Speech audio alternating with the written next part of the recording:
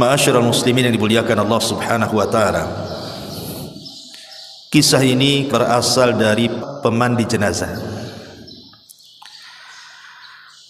Pertama, seorang syekh bercerita tentang seorang gadis namanya Maria.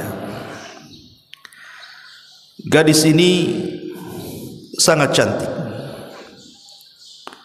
bahkan memiliki kulit yang sangat putih sekali. Akan tetapi kecantikan dan keputihannya memfitnah manusia. Semasa dia sekolah, mungkin setingkat alia, SMA mungkin di tempat kita, dia sudah terbiasa meninggalkan sholat, sama sekali tidak mau melaksanakan sholat, padahal orang tuanya terus membimbing anak ini untuk sholat. Tapi Allah Subhanahu wa taala takdirkan memang terkadang anak itu menjadi fitnah bagi orang tuanya. Sampai akhirnya dia masuk perguruan tinggi.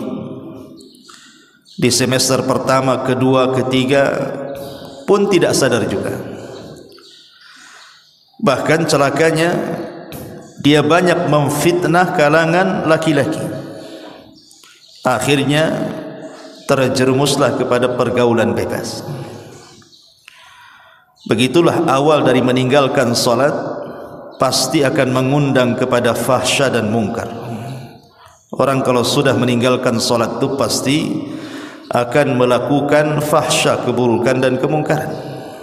Karena Allah Subhanahu wa taala yang mengatakan innas salata tanha 'anil fahsya'i wal munkar. Jadi satu hari anak gadis ini diajak kawannya menggunakan kendaraan mobil. Allah takdirkan kecelakaan. Lah kemudian setelah terjadi kecelakaan ini, kawannya selamat, tapi dia tidak selamat. Dia pun dibawa ke mustasfa, ke rumah sakit, dan subhanallah nyawanya tidak tertolong. Orang tuanya baru dihabari anaknya mengalami kecelakaan dan masuk rumah sakit itu setelah 2 hari koma. Akhirnya kemudian setelah tahu orang tuanya, datanglah kedua orang tuanya ke rumah sakit tersebut.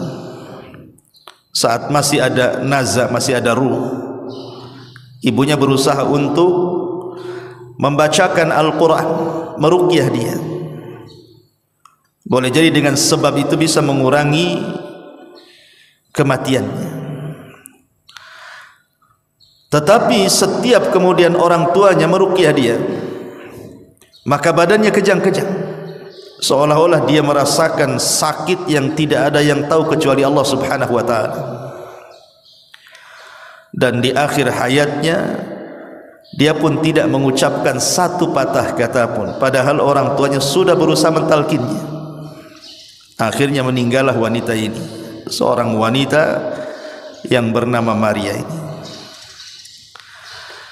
Kemudian jenazahnya dibawa balik.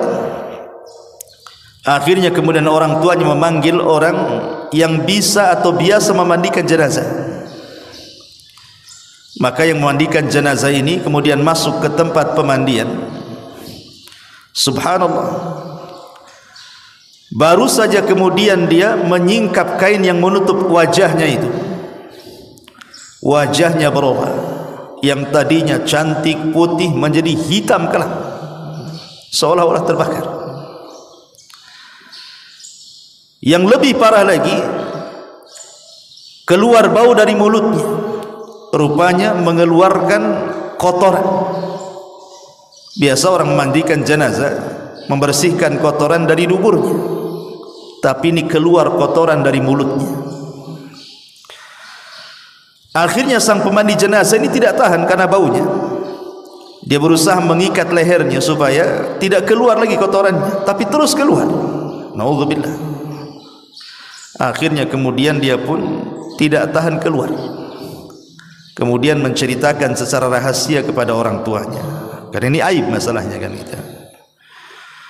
Akhirnya kemudian masuklah dia dan kedua orang tuanya, kemudian memandikan bersama-sama.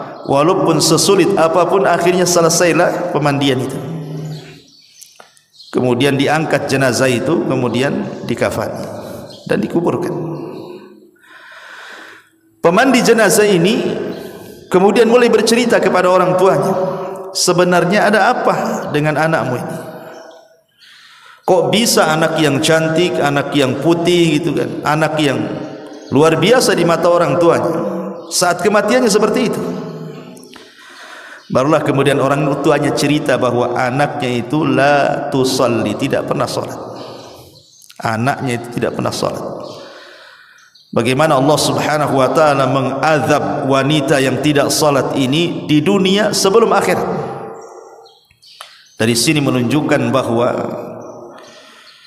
pelajarannya adalah seputih apapun manusia, secantik apapun manusia, setampan apapun manusia, kalau tidak salat maka hitam hatinya.